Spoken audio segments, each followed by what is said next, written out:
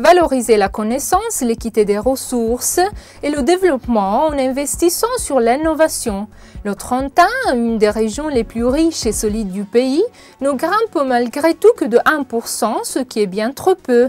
C'est sur cela que s'est basé le président de la province de Trento, Lorenzo Dell'Ai, dans le rapport de gestion en vue de la période 2011-2013.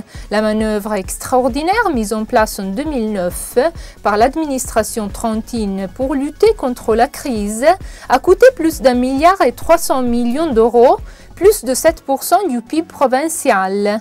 Il faut maintenant affronter ce que Dell'Ai appelle la phase 3.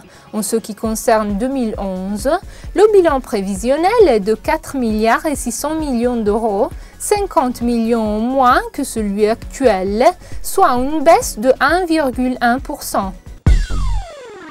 Les financements décidés par la province autonome de Trento pour 3 nouveaux projets de solidarité au Mozambique, au Guatemala et en Palestine s'élèvent en tout à 364 000 euros. Au Mozambique, la province aidera le projet DREAM qui s'occupe de la lutte contre le sida en Afrique en affectant 150 000 euros pour un nouveau laboratoire où la population pourra faire gratuitement les examens du dépistage du VIH. 64 000 euros financeront l'association Mezzaluna Fertile del Mediterraneo de Trento pour le projet Vino di Cana. L'Istituto di San Michele all'Adige participera au projet de réalisation des vignes et d'une cave dans la zone de Canaan en Palestine. 150 000 euros répartis sur 3 ans serviront à renforcer les petites entreprises féminines au Guatemala. Les consommations ont nettement diminué durant la période 2007-2010 pour les familles italiennes qui sont obligées de se serrer la ceinture en raison de la crise économique. Les consommations ont baissé globalement de 17,6 milliards d'euros.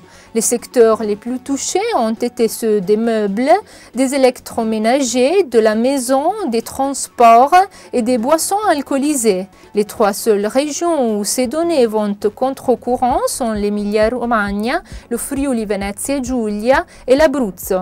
Les habitants du Trentin et Alto Adige peuvent toutefois compter sur un des revenus par personne les plus élevés d'Italie. En 2009, la moyenne pour les Trentins a dépassé 30 000 euros, 20% en plus que celle nationale.